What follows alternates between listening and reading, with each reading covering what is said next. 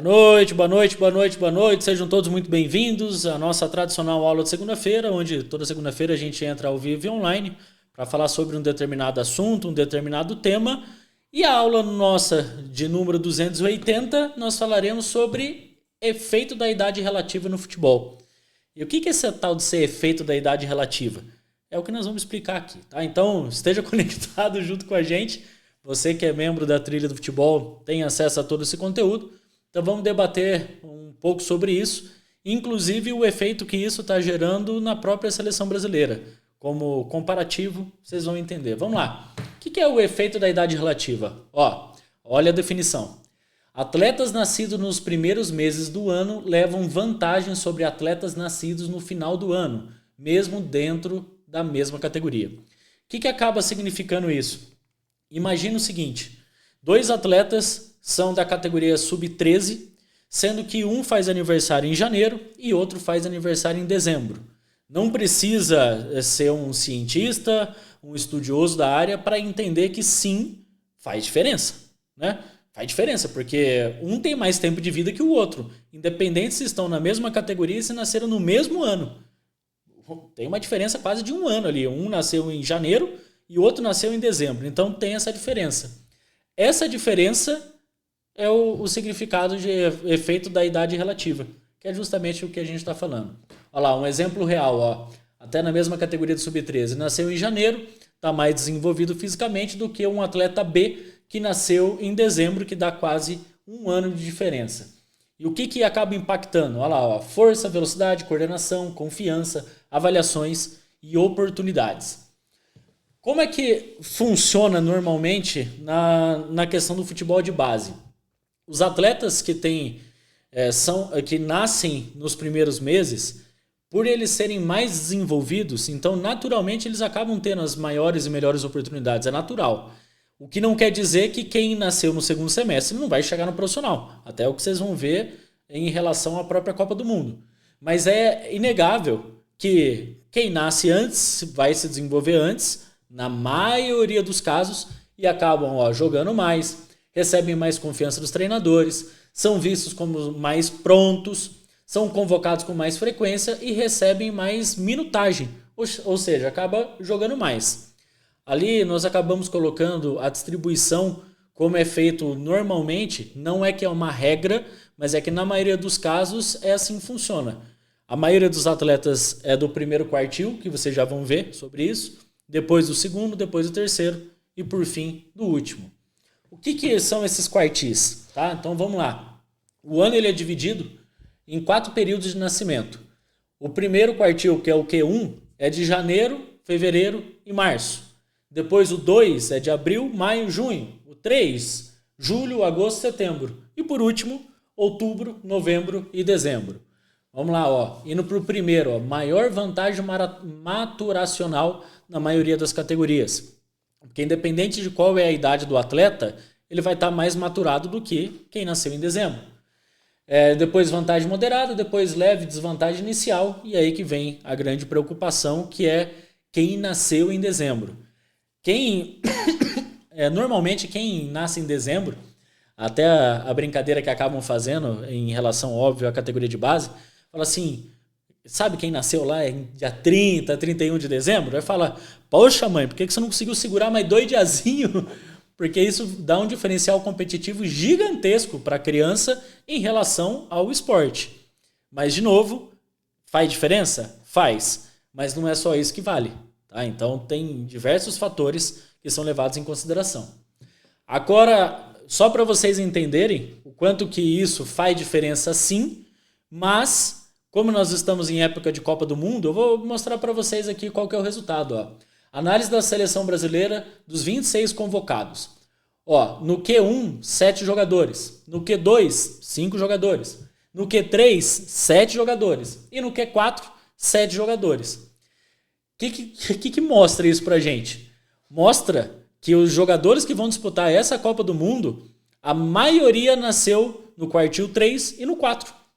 Aí você fala, aí eu não estou entendendo nada. O que eu quero mostrar para vocês é que sim, faz diferença na formação, Esses atletas, por consequência, vão acabar tendo algumas oportunidades a mais do que os demais, os atletas que nasceram ali no Q1 e no Q2, mas não quer dizer que quem está no Q3 e no Q4 não vai chegar. Que esse é o grande ponto, porque às vezes a gente fica utilizando isso como muleta, né? Fica, ó céus, ó vida, meu filho nasceu em dezembro. Por causa disso eu assisti lá uma aula sobre o efeito da idade relativa e meu filho não vai chegar. Claro que vai. Olha aqui, ó. Nós estamos mostrando. Tá aqui, né? Tá aqui, né, diretor? Pra cá.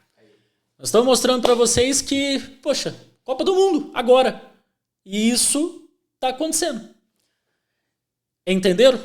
É óbvio que todas as aulas que a gente acaba passando para vocês pais, nós não queremos que vocês se tornem especialistas, cientistas da bola, mas a gente quer que vocês entendam alguns princípios e entender que no futebol, como em muitas coisas da vida, não existe uma verdade absoluta. Existe que sim, alguns atletas vão ter vantagens sobre determinados atletas, porém, entretanto, todavia, não é isso que vai fazer o atleta chegar no profissional ou não. E quiçá chegar numa Copa do Mundo. Ó, a maturação ela muda tudo, mas desde que seja acompanhado isso desde cedo. Olha ali, ó, desenvolvimento físico não é linear. Então ele não vai em um crescimento simplesmente assim, ó.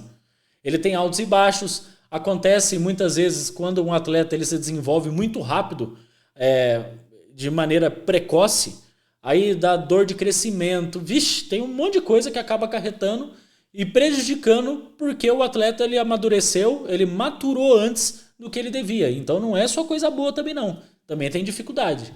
Mas ali, ó, avaliação precoce é perigosa. Cortar um atleta aos 13 com base em físico é ignorar que ele pode se tornar aos 17.